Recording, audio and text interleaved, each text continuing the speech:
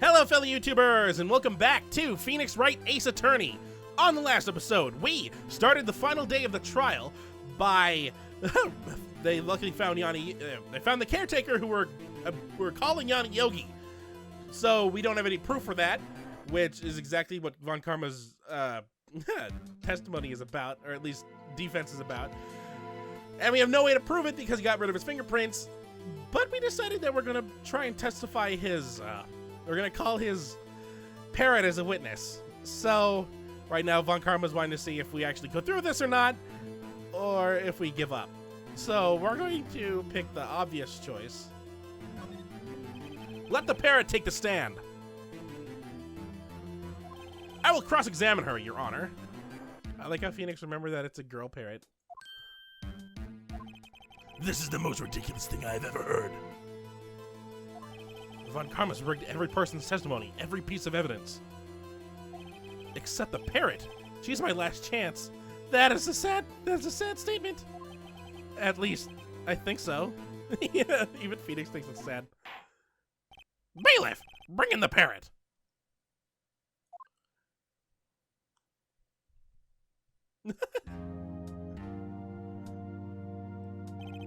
That's quite a bird. Please tell us your name.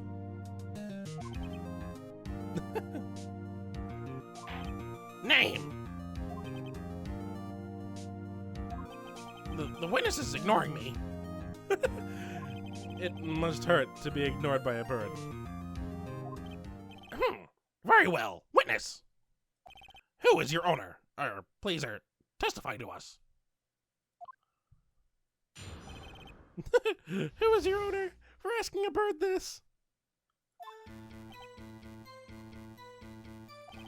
Hello, squawk.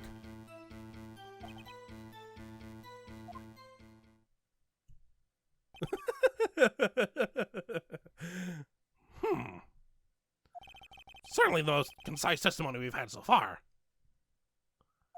Very well. Begin your cross-examination.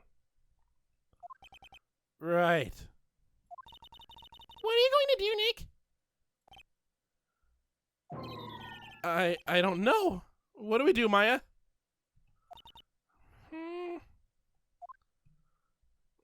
So, we gotta cross-examine this. How does this work? This is the only statement. Hello, squawk. We don't have any evidence for this. He didn't even say anything. Witness! You can't just say hello and expect us to get anywhere. Phoenix, you're arguing with a bird. I want you to testify. Maya, you talk to her. Right. What do I say? So we have a couple options here. Have you forgotten something? What's your name? And what is the safe number? So, obviously, if we remember, the biggest thing that would help us put this 2 and 2 together would be, have you forgotten something? So, remember, 2 days ago. Polly, have we forgotten something? Squawk. Don't forget DL6. Squawk. If I can get Polly to say that here, that will prove that the caretaker had something to do with DL6. Polly, have we forgotten something?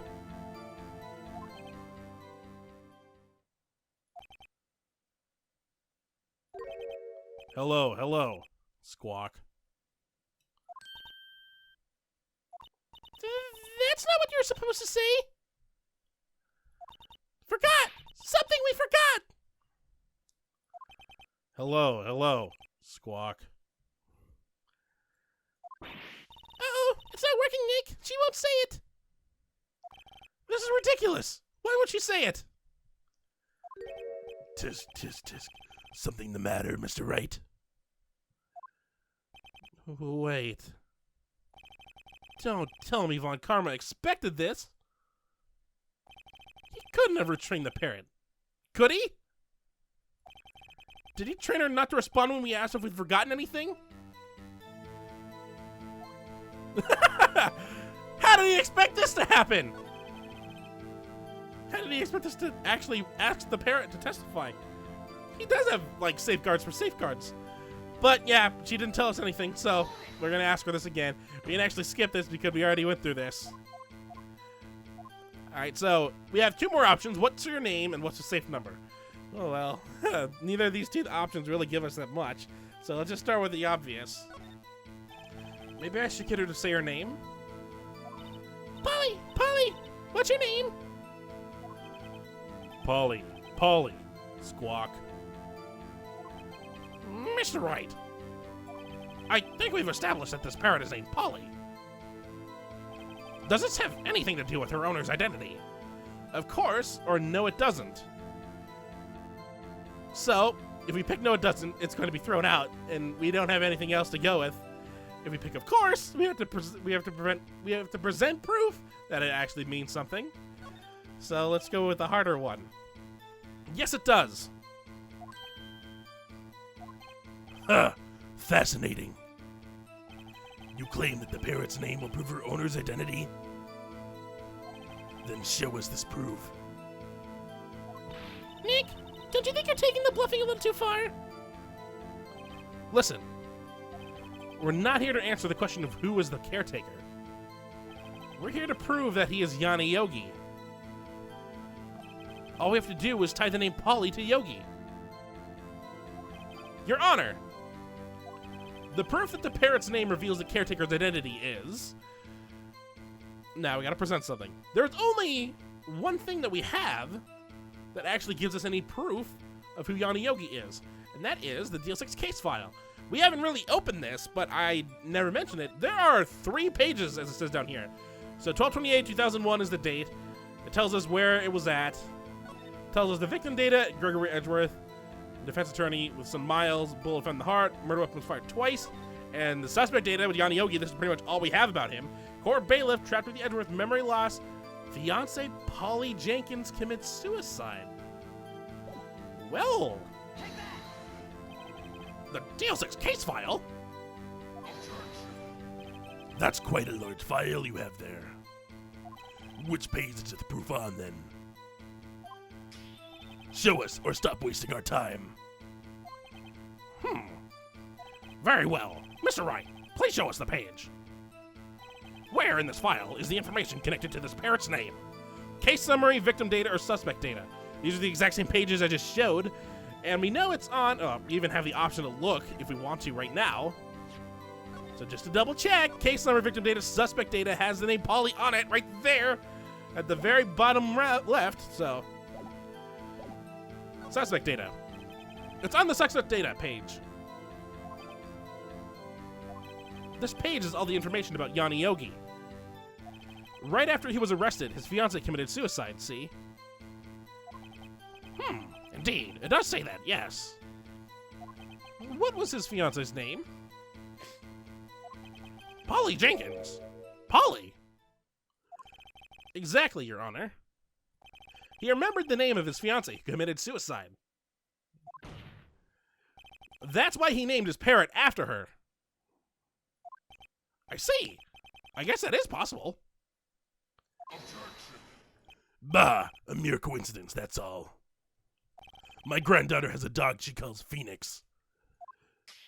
Well, Mr. Phoenix Wright, does this make you my granddaughter's fiancé? She's only 7 years old. You Phoenix, you better not be. You better not be. Indeed. Alone is a little weak for evidence in a murder trial. We would need some other corroborating evidence. Where am I going to find that? Nick, we're getting closer. One more. If we can just get one more piece of evidence. Right. But what? Very well, witness. You may continue. Alright, back to the bird. Let's press it one more time. And there's one more question that we can ask it. And that is, what's the safe number? We'll pick that. Maybe I'll get her to say the number of that safe. Huh? The safe? Why? Well, let's just try to get her to say anything, okay? Polly, what was the number of the safe in the shack? 1228. 1228. My, what a reckless parent. Well, Mr. Wright, you aren't claiming that this number has something to do with the caretaker. Actually, it does, or no, it doesn't. If you've been paying attention, it actually does. Actually, it does. That's why I had her say it. Huh, ridiculous. How can the number to a safe tell us who the caretaker is? Show us your proof. What could possibly link this number to the caretaker's true identity? Once again, we're going back to the DL6 case file. Look at that number right there, right above the case summary, or right below the case summary, 1228, 2001. And it's for some reason, it's the only thing that has a fraction symbol or a dash, slice, whatever, spade. I don't know what it's called. Presented. The DL6 case file? What is this obsession you have with that case? Mr. Wright, where in this file is something relating to that safe number? Case summary, victim data, or suspect data. We know it's case summary because it's the first page. It's on the case summary page. The case summary? Specifically the date on which the DL6 incident occurred. The date of the incident? December 28th? Why, that's today's date. 15 years ago. And the number on that safe is 1228. Ah! He used the date of the DL6 incident as the number for his safe, Your Honor. That's how important that date was to him. I see. It certainly is an interesting coincidence. People often do set their secret numbers to dates. Bah! This is not tangible proof. I set my ATM's card number to 0001 because I'm number 1. This has nothing to do with the date. Nothing. Good job on Karma saying your PIN number. PIN number isn't correct, isn't it? That's what the N stands for. Thank you for saying your PIN in front of an audience of people. That's enough! I think we've reached a conclusion here. This is a mere coincidence, that's all. True, that is a possibility. However, 2 coincidences at the same time seems more like a pattern to me. What are you saying? Summon the caretaker of the boat shop. Immediately.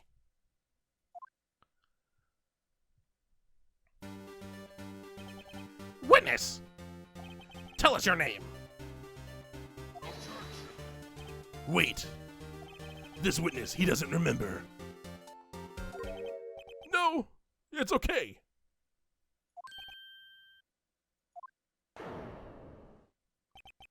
I've accomplished what I've wanted to do. I'm done.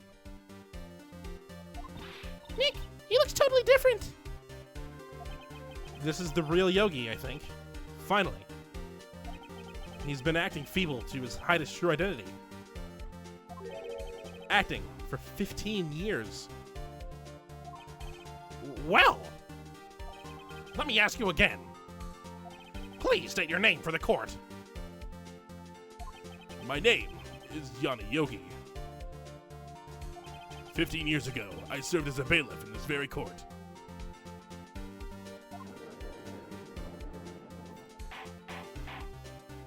Order! Order! Yanni Yogi!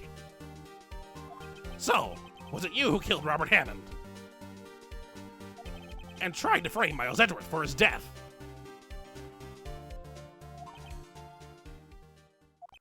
Yes, it was me. I did it. They put me on the witness stand 15 years ago. Robert Hammond, he said I was mentally unsound. He told me it would make me innocent, get me off the hook. So, I pretended to have brain damage. I was innocent, really, but he didn't believe me. We won the trial, but I lost everything. I lost my job, my fiancé, my social standing. Then, this year, 15 years later, A package arrived. It was a letter and a pistol. The plan was written out in careful detail. It was a plan for me to take my revenge on the people who ruined my life. I didn't care who had seen it, who had sent it.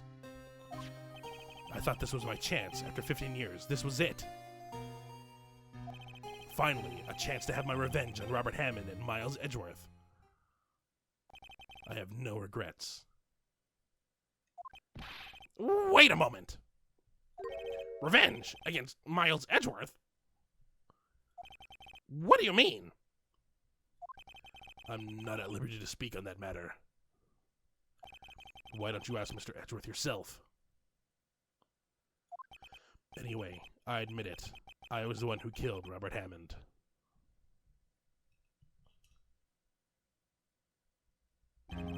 Von Karma, where is Mr. Yogi? Under arrest, Your Honor. I saw no room for error in his confession. Then, the defendant, Mr. Edgeworth, is innocent. In this case, at least. Very well. Will the defendant please take the stand?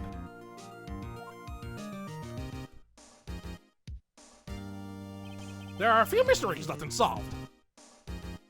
Still, you are cleared of suspicion for this particular case. So, I would like to pass judgment on the murder of Mr. Robert Hammond. Any objections?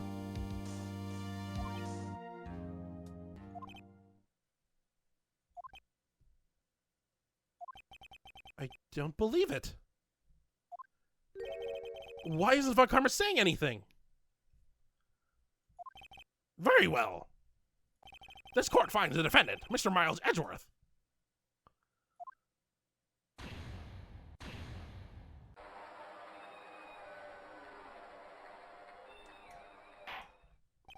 That is all. This court is adjourned.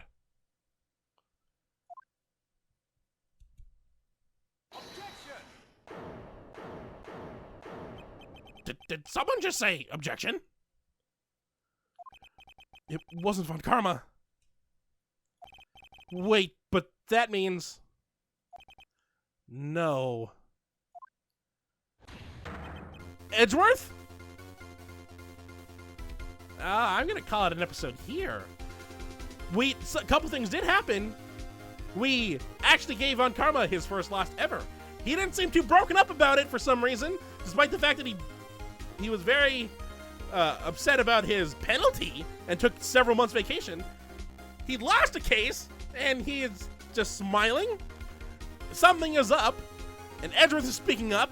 Something bad is about to happen, but we're going to save that for next episode. So, on the next episode of Phoenix Wright Ace Attorney, we're going to see exactly why Edgeworth decided to object to his innocence. So, until next time, hopefully you enjoy.